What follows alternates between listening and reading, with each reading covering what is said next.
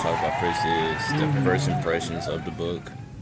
My first impression of the book, with the beginning frame, was I judged Janie a lot because of her age and the rumors that were surrounding her.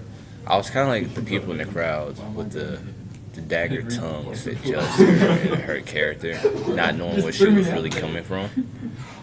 And so at the beginning of the book, I thought, wow, she's kind of a weird person for dating someone so young, judging her circumstances, and like I was just being a very judgmental person, which is not okay. What did you feel about the beginning of the book?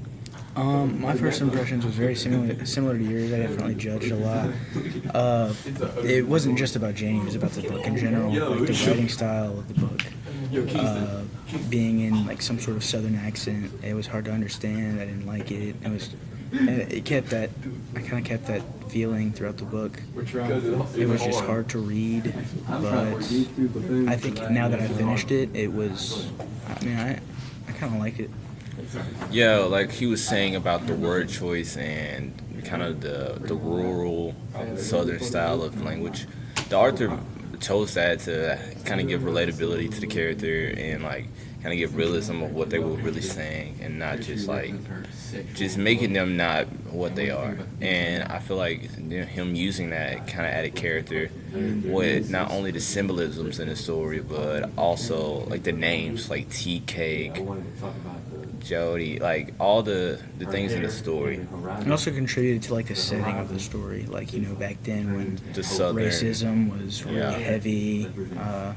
Females were not necessarily in positions of power. I mean, not really that contributes, but like they weren't seen as people, and they were, but like they were beaten frequently, and we could see that whenever Tea Cake beat Janie, that she didn't really care because she had been beaten so much, and it was like a normal thing. Yeah, like her acceptability of it, it really sprung from her roots, her mother and her grandma. As the story stated, her grandma, she was getting raped by the slave owner. Like this is right before they passed it, where she ran away with her daughter while she was getting abused by the slave owner's wife. Then the daughter later on got raped by a teacher, which led to her daughter kind of losing the will to really do much with her life. She ended up drinking, giving up on Janie, leaving it to her grandma.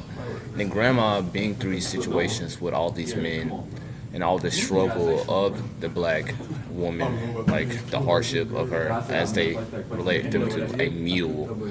She had expectations of her granddaughter to have a so-called successful life of this marriage, but the marriage she was dreaming of isn't really a marriage. It's more of a beneficial relationship where you give up all your free will but get a stable lifestyle. And that did not work out in any of her relationships. Logan, it was a hate relationship. Logan didn't like Janie didn't like Logan. Logan used her for work, and Janie eventually found out she had no freedom and left him. With Logan, it was kind of beginning, as we would call it, her kind of like accepting the control of her life, accepting her grandma's decision, accepting that, okay, I just gotta do this. She didn't fully give it, but this was the beginning to her just accepting things as they were. Like the marriage, she was very off. She did not want to marry this man at all. She hated the way he looked, acted, the way he treated her, the way he requested things of her. But because of her grandma's wishes, she had to live out this lifestyle that essentially was forced upon her.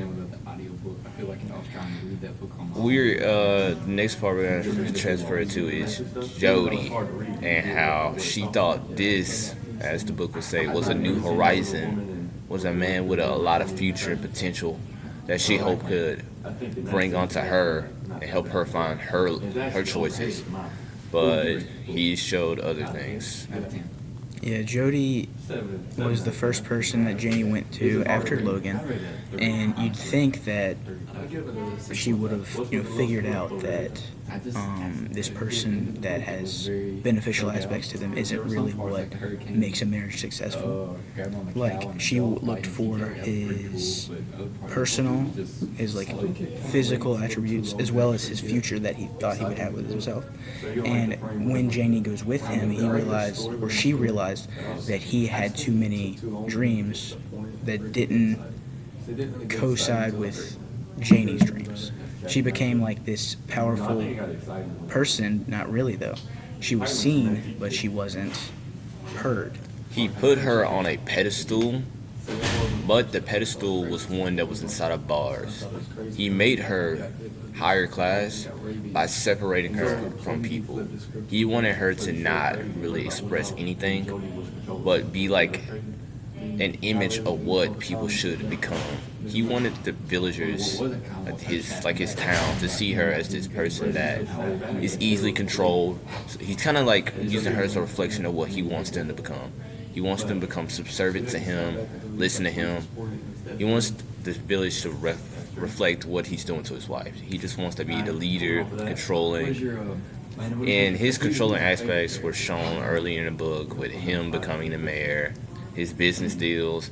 Janie saw this as, wow, he's doing amazing. He's going to set us up for life. We're going to live so happily. Little did she know he was really just falling to the greed of control and power. And then, after the death of them and her finally kind of finding out who she is and that she doesn't want to be controlled, she spoke out more.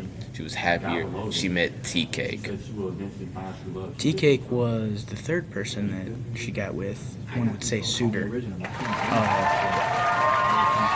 She went to Tea Cake very cautiously because of her previous experiences with men, and Tea Cake was the last one that we know of through the book. Jody was a physically attractive man that had big dreams. Logan was a not attractive man with no dreams. They all had money. Tea Cake didn't have money, but he did later because gambling and whatnot. Anyways, Tea Cake was, you could say he was the underdog. He really didn't have anything for him other than the fact that he could make Janie laugh in the store. Even though Janie felt that Tea Cake would be wrong for him, she ended up getting with him because of the things that he did. Like, whenever Tea Cake found out that Janie had money, he literally told her that she would never have to touch it. She never would, because he would provide for her. And I think that was like one of the leading factors that realized Janie would be loved by Tea Cake. I think Tea Cake had kind of it was a very loving relationship, but he showed his dark sides too. Tea Cake with it was kind of a very physical, reliant relationship. Him being young and all, he couldn't really provide anything financially, wisdomly. I guess he gave her comfort. He made her feel young again. And, he even beat her once just to show out and, show that this is my woman, this is my wife. But she still loved him because she felt that she understood the beating and the love was there so much that she didn't really care. And Tea Cake was a very ambitious, he wasn't ambitious, he was a very ignorant man of his situations. With the tornado situation coming and everyone leaving, it was a hurricane. The natives leaving, they see them all leaving, she's on the porch. Hey, where are y'all going? Oh, we're going to leave because of the bad hurricane. He's like, Tea Cake and Motorboat, they stay in this treacherous situation. And it was their downfall. Even though they survived the situation, they didn't. They really didn't.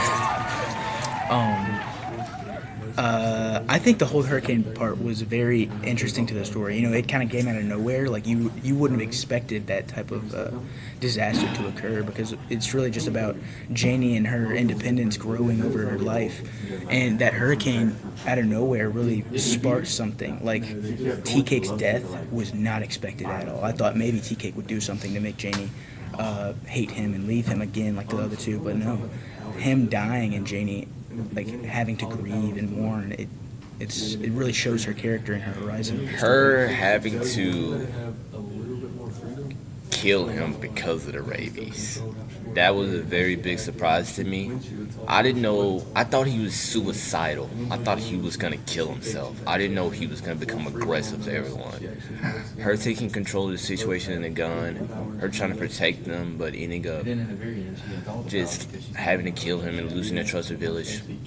It made her realize more that T-Cake was a free man, and she wants to continue on his will. So her leaving and returning was not like her giving up. It was kind of her pushing forward and kind of being a lead role model in her community. That's what we had to say about the book. Thank you for listening.